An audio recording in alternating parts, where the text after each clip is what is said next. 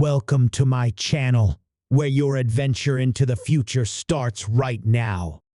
Step into a vibrant universe filled with groundbreaking technology, breathtaking alien landscapes, and exhilarating sci-fi narratives that challenge your imagination. From daring explorations of distant galaxies to haunting journeys through dystopian societies, we uncover the most captivating stories and innovative ideas that will shape the world of tomorrow. Subscribe today and join us on an incredible intergalactic voyage that promises to inspire and thrill. The Galactic Council had never been forced into a corner like this before. It was a moment unlike anything they had faced in the long history of their rule. The Council, a body of representatives from the galaxy's most powerful and influential species, had always prided themselves on their ability to maintain order in the galaxy. They had shaped the galaxy's political landscape, determined the outcomes of wars, and forged alliances between civilizations older and far more advanced than Earth. Yet now, they found themselves caught in a situation that neither their vast experience nor their formidable resources could resolve. Earth, a planet they had long dismissed as insignificant, had become the central player in a galactic conflict that threatened the very fabric of interstellar power. This was a war that had started as something small, something the Council believed would be short-lived. The VLAN, a ruthless and powerful species, had expanded into human-controlled space. At first, the Council had been unconcerned after all. Humanity was still relatively primitive by galactic standards. Their technology was far behind the rest of the galaxy, and their civilizations were young and fractured, unable to unify in any significant way. The Council assumed that Earth would be an easy target for the VLAN, and that humanity's involvement in the larger galactic conflict would be fleeting, a minor skirmish soon forgotten in the grand scheme of things. The VLAN had been sent to quell the supposed threat that Earth represented, but their mission quickly turned into a nightmare. The humans fought back with a ferocity and resourcefulness that no one had anticipated.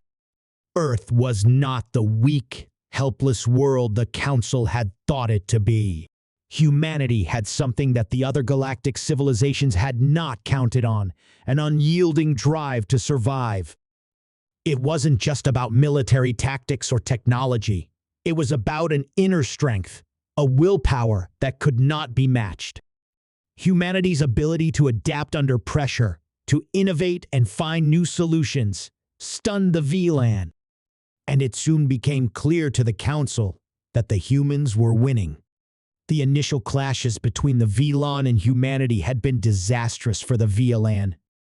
The humans' resourcefulness in battle caught the alien invaders off guard. It wasn't just Earth's newfound military technologies that caused problems for the VLAN. It was the humans' ingenuity, their ability to think outside the box. Earth scientists, engineers, and soldiers worked together in ways that were previously unimaginable.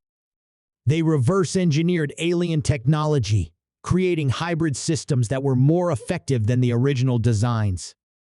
Human ingenuity, combined with an inherent drive to protect their home, made Earth's military stronger than anyone had anticipated. The VLAN found themselves at a disadvantage. Their massive war fleets, once thought to be unstoppable, were being chipped away by humans who had no business standing up to them. At first, the VLAN thought the humans would fold, that their initial victories would be followed by an inevitable surrender. But Earth's resolve only strengthened. Rather than retreating, humanity pushed forward. They began to develop new weapons, new tactics, and new ways of waging war that surpassed anything the VLAN could anticipate. The tide of the war began to turn. The humans had become a real threat, a species that could not be ignored, a force that could not be silenced. It was a situation the Galactic Council could no longer ignore. They had once believed that their collective power would easily quash any potential uprisings, that they could dictate the terms of the galaxy with ease. But now, Earth had done the unthinkable. It had thrown off the yoke of oppression and was not only resisting but winning. And this didn't just threaten the VLAN. It threatened the entire galactic order. The balance of power was shifting, and no one knew what to expect next. The Council's once unshakable confidence turned into fear. They watched as humanity's power grew, as Earth's fleets pushed deeper into VLAN territory, as humans developed new and terrifying technologies at an unimaginable rate. The balance of power, carefully managed by the Council for eons, was unraveling. A race once considered a primitive curiosity had risen to challenge the galactic elite. Humanity was quickly proving that it would not be relegated to the status of a second-rate species, and the galaxy's other civilizations were beginning to take notice. In an emergency session, the Galactic Council gathered in a hastily called meeting. Representatives from the most powerful species in the galaxy, beings of immense intellect and power, sat in a great chamber, filled with tension and uncertainty. The holographic star maps displayed before them showed human fleets moving further into VLAN space, and it was clear that the tide was not about to turn in the VLAN's favor. The Council members, who had once ruled the galaxy with impunity, were now faced with a situation they could not control. Earth's defiance was no longer a curiosity. It was a threat to the stability of the entire galaxy. Can we stop them? One of the Council leaders, an ancient being from a race that had seen countless civilizations rise and fall, asked. His voice trembled with an emotion the Council rarely showed: fear. Another Council member, a representative from a species known for its militaristic prowess, spoke grimly. The humans are not backing down. We have underestimated them for too long. They are far more capable than we realized. Our forces are stretched thin, and the VLAN, once our instruments of dominance, are now on the defensive. The Council had failed to foresee the possibility that humanity could fight back, that Earth could rise to a power that would challenge their rule. They had underestimated the human spirit, the resilience of a species that had spent millennia battling on its homeworld for survival. Earth had fought wars of its own, faced hardships that had forged its strength. The galaxy's elite had looked at humanity as just another primitive species, no different from countless others they had ignored. But now, the Council had to face the stark reality. Earth was no longer weak. Earth had the power to change the course of the galaxy itself. It was then that the Council came to an uncomfortable decision. The only way they could stop this escalating conflict, the only way they could hope to preserve the old galactic order, was to make Earth an offer, to beg humanity to stay out of the war. If the humans agreed, the galaxy could return to its old ways. The Council could restore the balance of power and keep the galaxy in check. But the question was, would Earth even listen?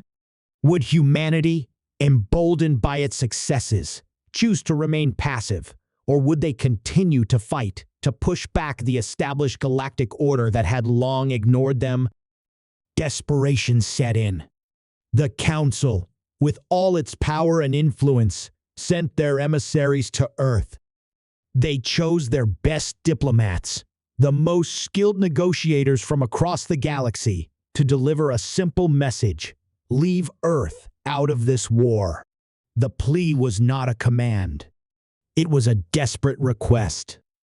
The Galactic Council, which had once ruled with an iron fist, now found themselves at the mercy of a species they had dismissed as irrelevant. They offered no demands, only a desperate hope that humanity would listen, that Earth would accept their terms and cease its advance. Humanity would not back down. They would not simply stop because the Council had asked. They would not accept being pushed aside again.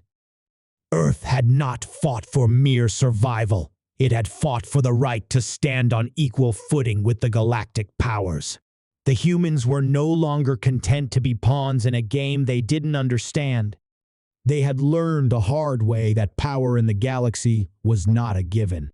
It had to be earned, and Earth had earned its place at the table. The Council's pleas were met with an unyielding resistance.